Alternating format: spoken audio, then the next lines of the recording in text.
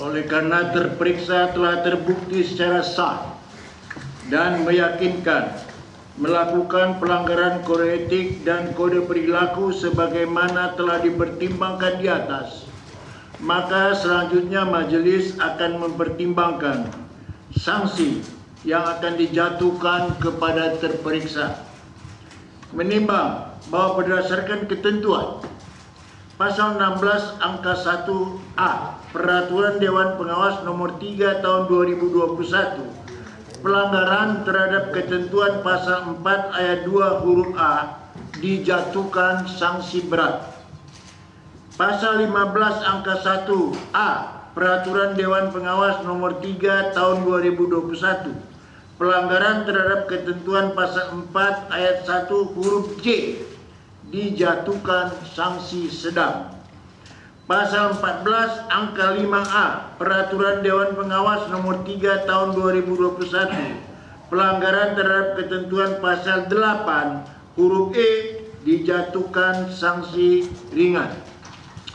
Menimbang bahwa telah dipertimbangkan di atas, terperiksa telah terbukti secara sah dan meyakinkan melakukan pelanggaran kode etik, yaitu melakukan hubungan langsung maupun tidak langsung dengan saksi Syahrul Yassin Limpo yang perkaranya sedang ditangani oleh KPK dan tidak memberitahukan kepada sesama pimpinan mengenai pertemuan dan komunikasi dengan saksi Syahrul Yassin Limpo yang telah dilaksanakannya, yang diduga menimbulkan benturan kepentingan serta tidak menunjukkan keteladanan dalam tindakan dan perilaku sehari-hari yang dapat dipertanggungjawabkan sebagaimana diatur dalam pasal 4 ayat 2 huruf A, pasal 4 ayat 1 huruf C, dan pasal 8 huruf E Peraturan Dewan Pengawas nomor 3 tahun 2021. Menimbang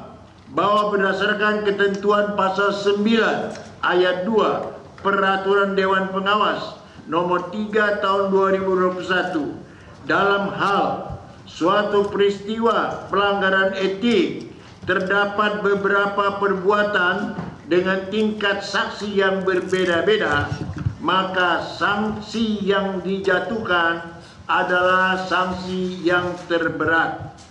Menimbang bahwa dalam pelanggaran etik yang dilakukan oleh terperiksa terdapat 3 perbuatan dengan tingkat saksi yang berbeda, yaitu pelanggaran pasal 4 ayat 2 huruf A sanksi berat, pasal 4 ayat 1 huruf J sanksi sedang, dan pasal 8 huruf E sanksi ringan, maka berdasarkan ketentuan pasal 9 ayat 2 Peraturan Dewan Pengawas nomor 3 tahun 2021, sanksi yang dijatuhkan adalah sanksi yang terberat. Dalam hal ini adalah sanksi berat. Menimbang bahwa sebelum majelis menjatuhkan putusan dalam dugaan pelanggaran etik dan pedoman perilaku yang dilakukan terperiksa, maka perlu dipertimbangkan pula hal-hal yang meringankan dan memberatkan dari perbuatan yang dilakukan dan keadaan-keadaan yang ada dalam diri terperiksa sebagai berikut. Hal yang meringankan tidak ada. Hal yang memberatkan, terperiksa tidak mengakui perbuatannya, terperiksa tidak hadir dalam persidangan kode etik dan kode perilaku tanpa alasan yang sah, meskipun telah dipanggil secara sah dan patut, serta terdapat kesan berusaha memperlambat jalannya persidangan. Terperiksa sebagai Ketua KPK merangkap anggota seharusnya menjadi contoh dan teladan dalam mengimplementasikan kode etik dan kode perilaku di KPK, tetapi malah terperiksa melakukan sebaliknya. Terperiksa sudah pernah dijatuhkan sanksi etik. Memperhatikan ketentuan tentang kode etik dan kode perilaku pada pasal 4 ayat 2 huruf A, pasal 4 ayat 1 huruf J, dan pasal 8 huruf E Peraturan Dewan Pengawas nomor 03 tahun 2021 tentang penegakan kode etik dan kode perilaku KPK, serta peraturan lain yang bersangkutan. Mengadili. 1. Menyatakan terperiksa Saudara Firly Bahuri telah terbukti secara sah dan meyakinkan melakukan pelanggaran kode etik dan kode perilaku, yaitu melakukan hubungan langsung maupun tidak langsung dengan Syahrul Yassin Limpo yang perkaranya sedang ditangani oleh KPK dan tidak memberitahukan kepada sesama pimpinan mengenai pertemuan dan komunikasi dengan Syahrul Yassin Limpo yang telah dilaksanakannya yang diduga menimbulkan benturan kepentingan serta tidak menunjukkan keteladanan dalam tindakan dan perilaku sehari-hari yang dapat dipertanggungjawabkan sebagaimana diatur dalam pasal 4 ayat 2 huruf A, pasal 4 ayat 1 huruf J dan pasal 8 huruf E Peraturan Dewan Pengawas Nomor 3 Tahun 2021 tentang penegakan kode etik dan kode perilaku. Kedua, menjatuhkan sanksi berat kepada terperiksa berupa diminta untuk mengajukan pengunduran diri sebagai pimpinan KPK.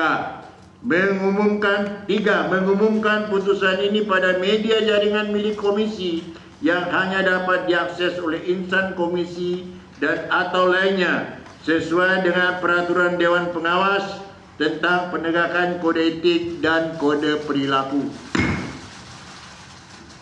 Demikian diputuskan dalam rapat musyawarat majelis pada hari Jumat tanggal 22 Desember 2023 oleh Tumpak Katorangan Pangabdian selaku Ketua Majelis, Haryono, Albertina, Samsudin Haris, dan Indrianto Senoaji, masing-masing selaku anggota, dan dibacakan pada sidang yang terbuka hari ini untuk umum hari Rabu, tanggal 27 Desember 2023 oleh majelis tersebut dengan dihadiri oleh Bayu Satrio, Teguh Haryanto selaku notulis dan di luar hadirnya terperiksa.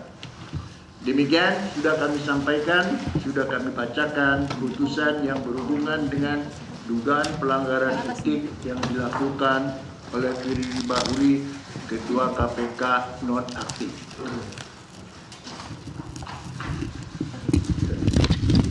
Ya, terima kasih.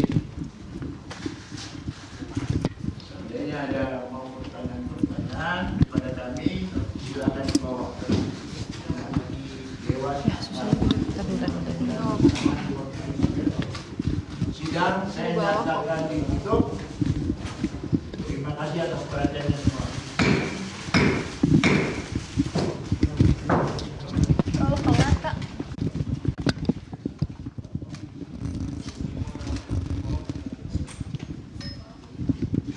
Jelajahi cara baru mendapatkan informasi. Download Metro TV Extend sekarang.